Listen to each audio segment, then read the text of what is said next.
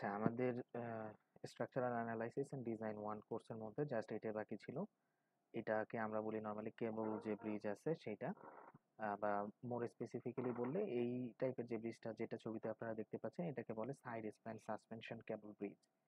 ঠিক আছে? তো আমাদের আজকের যে ছোট প্রবলেমটা নিয়ে আমরা ডিসকাস করব সেটা আসলে খুবই সিম্পল।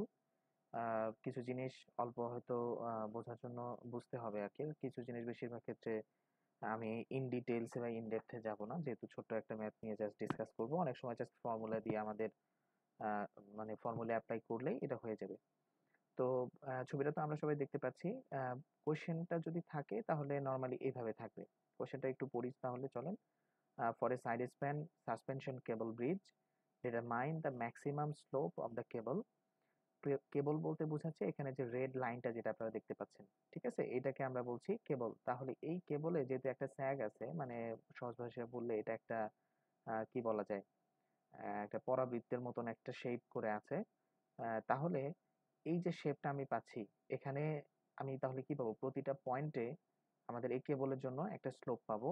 আমাদের বলছে কি যে ম্যাক্সিমাম যে স্লোপের যে ভ্যালুটা সেটা বের করতে হবে আমাকে।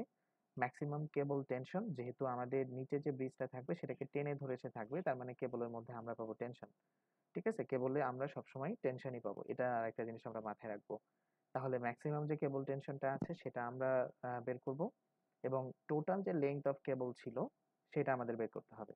এবং ফাইনালি আমাদের আরেকটা কোয়েশ্চেন বলছে কি যে আনস্ট্রেচড কেবল লেংথ অফ দ্য কেবল, মানে আমি যখন স্ট্রেস প্রোভাইড করতেছি, মানে ম্যাক্সিমাম টেনশন যে বের করলাম আর একটু আগে বললাম যে কেবলের মধ্যে টেনশন আছে, তাহলে যদি এই টেনশনটা থাকবে, যখন যদি থাকে আর কি, তাহলে কি হবে, আমাদের স্ট্রেসের কারণে স্ট্রেইন হবে। তো আমাদের এখানে ফাইনাল কোয়েশ্চেনটা হলো যে আনস্ট্রেসড যে লেংথটা ছিল সেটা আমাদের বের করতে হবে। কিছু ডাটা এখানে প্রোভাইড করা আছে, যে দেখেন এখানে বলছে যে অ্যাজিউম আমাদের ইয়ংস মডুলাস যেটা বা মডুলাস অফ ইলাস্টিসিটি সেটা হলো 27,000 কেএসআই। ক্রস সেকশন অফ কেবল যেটা আমরা ইউজ করতেছি সেটা হলো আমাদের 50 স্কোয়ার ইঞ্চ। ঠিক আছে। আচ্ছা, এখানে আরেকটা বলছে কি যে স্যাগ রেশিও H/L হলো 1/40। ঠিক আছে।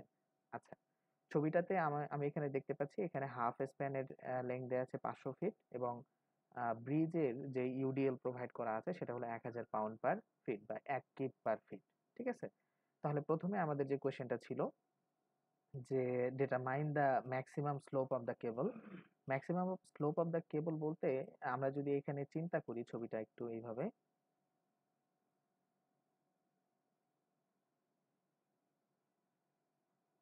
একটু আমরা চিন্তা করি এরকম, ধরেন আমি যদি মিড পয়েন্টে ভাবি তাহলে উপরের দিকে আমাদের আছে ওয়াই আর এদিকে আছে হলো আমাদের এক্স। ঠিক আছে। আচ্ছা, তাহলে উপরের দিকে যে ওয়াই আমি প্রোভাইড করলাম, এর মানে কি দাঁড়াচ্ছে যে আমি এই কেবলের জন্য ওয়াই এর একটা ইকুয়েশন দিয়ে আমি কেবলটার যে শেপ আছে সেটাকে আমি রিপ্রেজেন্ট করতে পারবো। ঠিক আছে।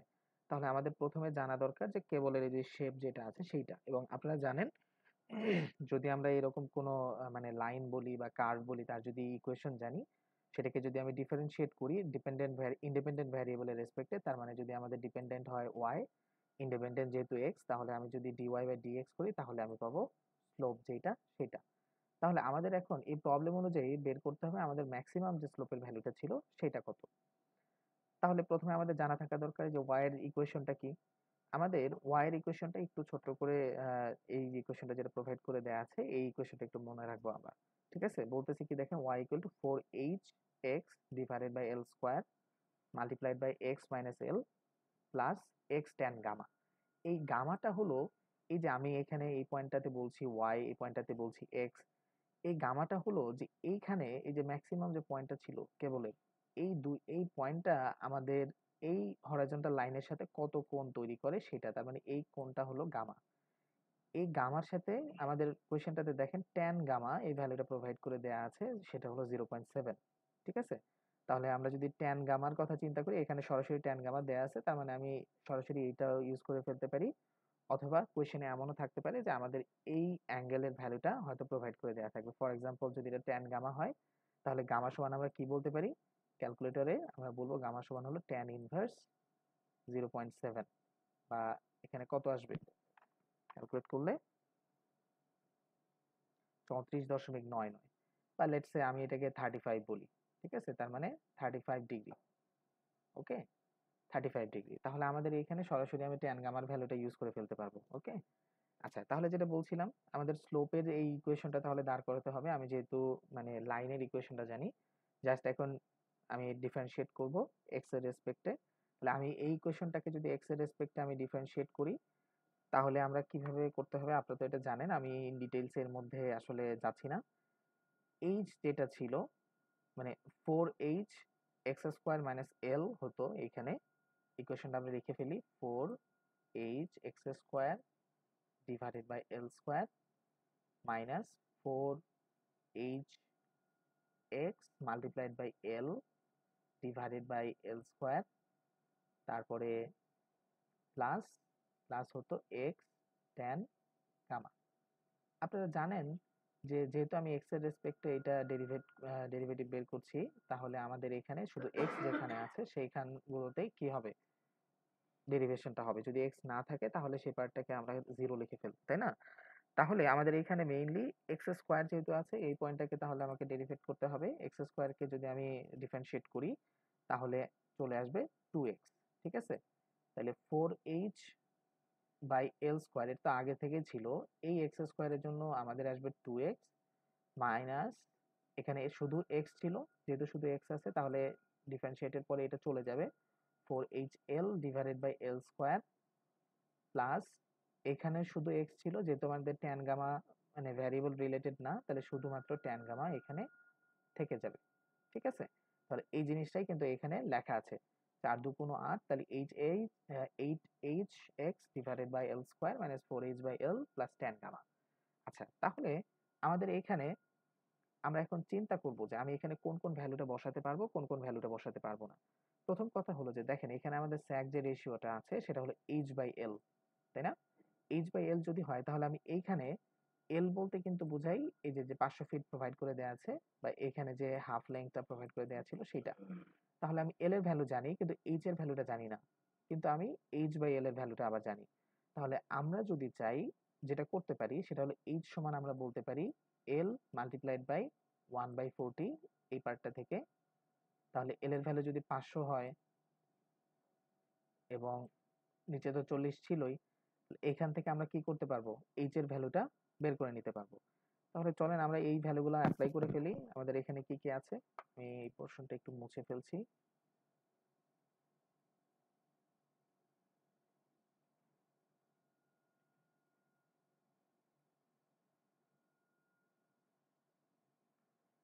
তাহলে এই ইকুয়েশনটাতে যদি আমরা চিন্তা করি, আমাদের এখানে এক্স আছে যেটা আমি ইউজ করতে পারবো না, তাহলে 4 মাল্টিপ্লাইড বাই এইচ এর ভ্যালু হলো 500/40, আমরা লিখে ফেলি 500/40 ডিভাইডেড বাই আমাদের এখানে এল এর ভ্যালু হলো 500 মাল্টিপ্লাইড বাই এক্স, আমি ভ্যালুটা এখনো জানি না, মাইনাস 4, এই পোর্শনের ভ্যালুগুলো তো আমরা সব জানি, যে আগে যেভাবে বের করেছি সেভাবে আমরা এখন বসাই দিব। তো আমরা যদি বসাই দিই, আমাদের dy/dx এর যে ইকুয়েশনটা আসবে সেটা হলো অনেকটা এরকম। এখন এখান থেকে আমাকে বের করতে হবে কোথায় গেলে আমি ম্যাক্সিমাম ম্যাক্সিমাম এই স্লোপের ভ্যালুটা পাবো। তো ম্যাক্সিমাম স্লোপের ভ্যালুটা বের করার জন্য আমাদের দুইটা ওয়ে আছে। একটা হলো যে আপনি চাইলে এটাকে আরেকটা ডেরিভেট করতে পারেন, আরেকটা ডিফারেন্সিয়েট করেন, তাহলে ডাবল ডেরিভেটিভ থেকে আমরা কোথায় এক্স এর ভ্যালুতে মানে ম্যাক্সিমামটা পাবো সেটা বের করতে পারি। অথবা আমরা এখানে যেটা করবো, আমরা দেখতে পাচ্ছি যে আমাদের এখানে স্লোপটা কি হচ্ছে, এই পয়েন্ট থেকে চিন্তা করি, এখান থেকে সে আস্তে আস্তে আস্তে আস্তে বাড়তেছে এবং ম্যাক্সিমাম পাচ্ছি যেখানে গিয়ে আমাদের এল এর ভ্যালু 500 হয়ে যায় সেইখানটাতে।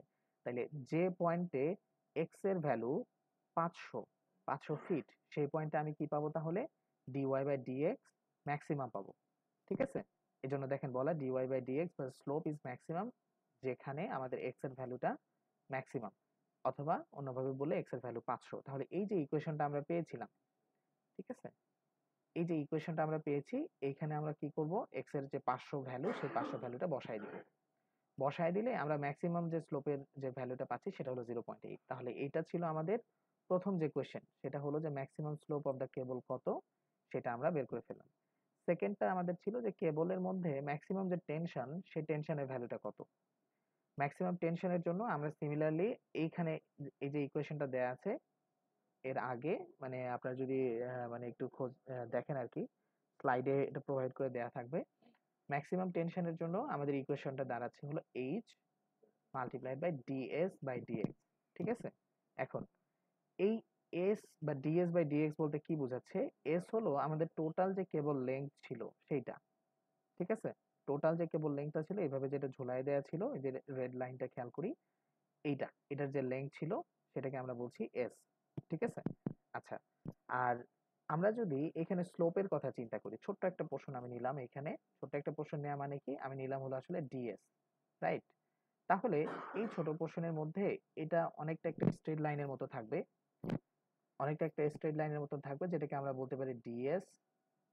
আমাদের এই বরাবর আছে হলো এক্স, মানে ছোট্ট একটা এক্স, তার মানে ডিএক্স ডিভাইডেড বাই এই বরাবর আমাদের ছোট্ট একটা ওয়াই মানে ডিওয়াই।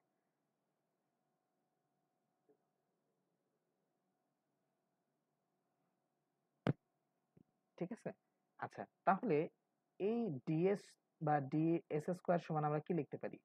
এইখান থেকে ডিএস স্কোয়ার সমান আমরা লিখতে পারি dx square plus d y square. ঠিক আছে, dx square plus d y square. আমরা যদি এক্স স্কোয়ারটাকে এই পাশে, মানে আমরা যদি দুই পাশে এক্স স্কোয়ার দিয়ে ভাগ করি তাহলে আসলে কি থাকে? এইরকম হবে, রাইট? এইরকম হচ্ছে, এটা কেটে যাচ্ছে, তার মানে শুধুমাত্র d s square by d x square এটা সমান থাকছে হলো 1 plus d y square divided by d x square. ঠিক আছে, d y square by d x square. আমি যদি তাহলে ডিএস বাই ডিএক্স বলি তাহলে তার জন্য আমাদের ইকুয়েশনটা হলো এরকম। তাহলে ম্যাক্সিমাম যে টেনশন ছিল তার জন্য h multiplied by ds by dx, সেখানে আমরা এই পোর্শনের জন্য ভ্যালুটা বসাই দিলাম, বা ভ্যালু বলতে ইকুয়েশনটা বসাই দিলাম এইটা। ওকে, এখন আমাদের তো এইচ এর ভ্যালুটা জানা থাকা দরকার, তাই না? এইচ এর যে ভ্যালুটা সেটা আমরা যদি মানে প্রিভিয়াস থিওরি গুলো চিন্তা করি, সেখান থেকে আমরা আমরা পাবো এইচ সমান হলো ডব্লিউ l square divided by 8h। Clear? ডব্লিউ l square divided by 8h। ডব্লিউ কোনটা ছিল? ডব্লিউ ছিল এখানে আমাদের ব্রিজে সাসপেনশন যে ব্রিজটা আছে, সেই ব্রিজে যে ইউডিএলটা আমাদের প্রোভাইড করে দেওয়া থাকবে, মানে লোড যেটা, সেটা মানে সেটা হলো এখানে 1000 পাউন্ড পার ফিট। বা অন্যভাবে বললে ডব্লিউ সমান আমরা কি বলতে পারি, যেহেতু অন্য সবকিছু কিপে আমরা দিচ্ছি, তাহলে 1 কিপ পার ফিট, এইভাবে আমরা প্রোভাইড করতে পারি। ঠিক আছে, আচ্ছা, তাহলে আমরা যদি এইখানে এইচ এর এখানে ভ্যালুগুলো বসাই দিই, আমাদের ডব্লিউ এর ভ্যালু হলো 1, এল এর ভ্যালু হলো 500, রাইট? এল এর ভ্যালু হলো 500 divided by 8 multiplied by h এর ভ্যালু কোথা থেকে পাবো? এইচ হলো এই যে এখান থেকে আবার আমরা পাচ্ছি এইচ সমান হলো এল মাল্টিপ্লাইড বাই 1/40। তার মানে এল এর ভ্যালু হলো 500 ভাগ 40। ঠিক আছে, আপনারা যদি এই ক্যালকুলেশনটা করেন তাহলে আপনারা দেখবেন কি যে আপনাদের এইচ এর যে ভ্যালুটা সেটা চলে আসতেছে 2500 কিপ। ঠিক আছে, 2500 কিপ, এটা হলো আমাদের হরাইজন্টাল যে টেনশন কম্পোনেন্টটা ছিল সেইটা। এখন আমরা যদি ম্যাক্সিমাম টেনশনের কথা বলি, ম্যাক্সিমাম টেনশন দাঁড়াচ্ছে হলো এই যে আগের ফর্মুলাতে আবার একটু ফেরত যাই আমরা, এখানে এই যে এইখানে যে ইকুয়েশনটা দেয়া আছে সেই ইকুয়েশনে আমরা তাহলে এইচ এর ভ্যালুটা বসিয়ে দিব, plus sorry multiplied by √1 plus dy by dx, maximum যে ভ্যালুটা সেটা তো আমি একটু আগে বের করে আসছি 0.8। তাহলে এই 0.8 এর ভ্যালুটা আমি বসাই দিলাম, তাহলে আমি ম্যাক্সিমাম যে টেনশনটা সেটা পাচ্ছি 3200 কিপ। ঠিক আছে, তাহলে আমাদের চারটা যে প্রবলেম ছিল, চারটা প্রবলেমের মধ্যে দুইটা প্রবলেম আমরা কভার করে ফেললাম। থার্ড প্রবলেম হলো, সরি,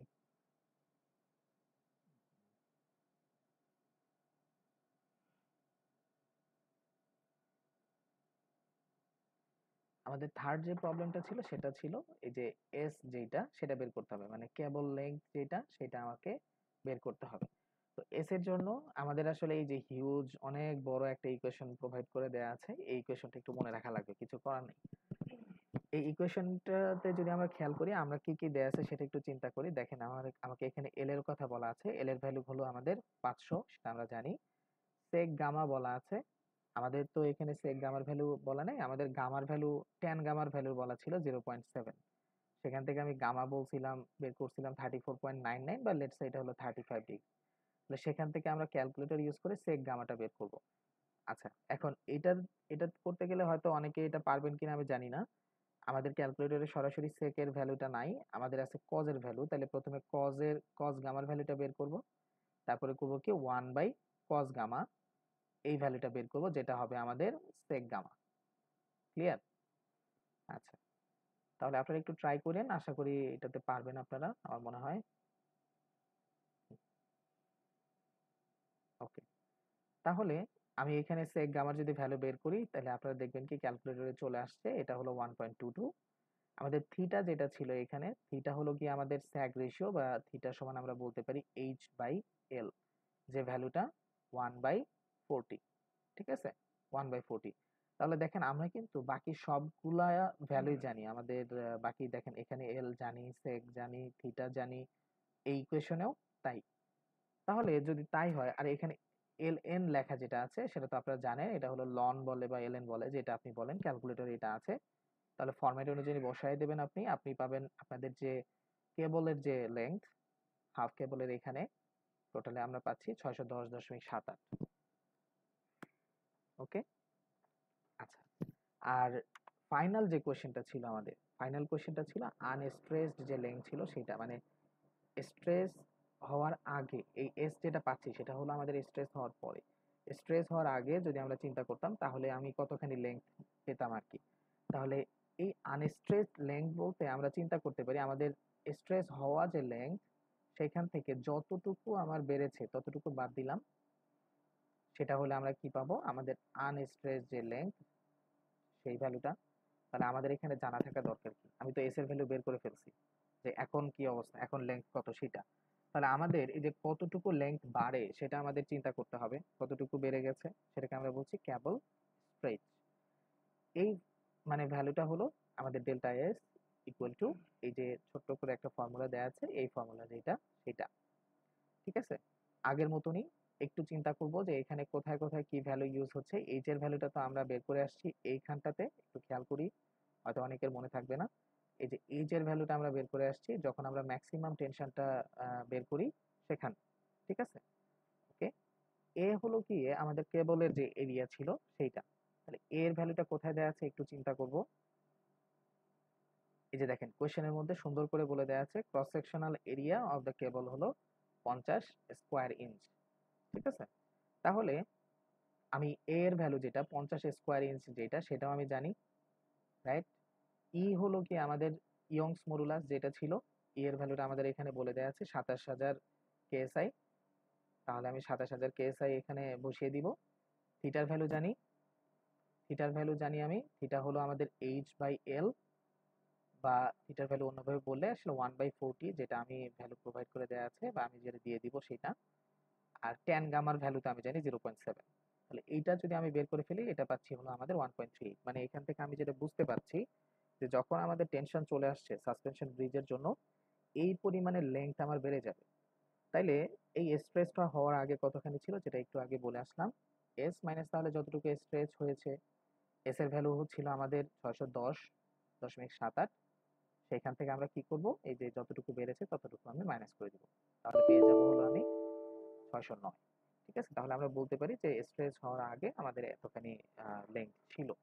ঠিক আছে, তাহলে এটা দিয়ে আমরা ফাইনালি যে কোশ্চেনটা ছিল, কোশ্চেনের যে 4টা পার্ট ছিল সেই 4টা পার্ট আমরা বের করে ফেললাম। ঠিক আছে, 4টা পার্ট যেটা ছিল সেটা আমরা বের করে ফেলেছি। এখন যখন প্রবলেম যখন আমরা সলভ করতে যাব ফাইনাল এক্সামের সময়, তখন আমাদের কয়েকটা জায়গাতে চেঞ্জ থাকতে পারে, সেটা স্বাভাবিকভাবে একটু মাথায় রাখবো আমাদের। ফর এক্সাম্পল ধরেন এই যে এখানে ডব্লিউ এর যে ভ্যালুটা, সেই ডব্লিউ এর ভ্যালুটা হয়তো চেঞ্জ হয়ে যাবে। আপনারা ইউনিটটা খেয়াল করবেন, কত ভ্যালু দেওয়া আছে সেটা খেয়াল করবেন। হয়তো দেখা যাবে যে আমাদের ই এর যে ভ্যালুটা, এটা 27,000 ইউজ করে আসছি, কিন্তু ট্রেডিশনালি আমরা যদি স্টিল কেবলের কথা ভাবি তাহলে নর্মালি 29,000 কেএসআই তো ইউজ করে আসি, তাই না? তাহলে এই ভ্যালুটা ইউজ হতে পারে। এখানে কেবলের যে ক্রস সেকশনাল যে এরিয়া, সেটা হয়তো আমাদের আলাদা থাকতে পারে। ঠিক আছে, তাহলে এই জিনিসগুলো দিয়ে আপনারা যখন ফাইনাল এক্সামে যখন করতে যাবেন, তখন এটা একটু মাথায় রাখবেন, তাহলেই হবে। ঠিক আছে, আচ্ছা যাই হোক, আপনারা ভালোভাবে পড়েন, আর গুড লাক আপনাদের এক্সামের জন্য। আশা করি আপনারা ভালোভাবে পরীক্ষা দিতে পারবেন। Thank you.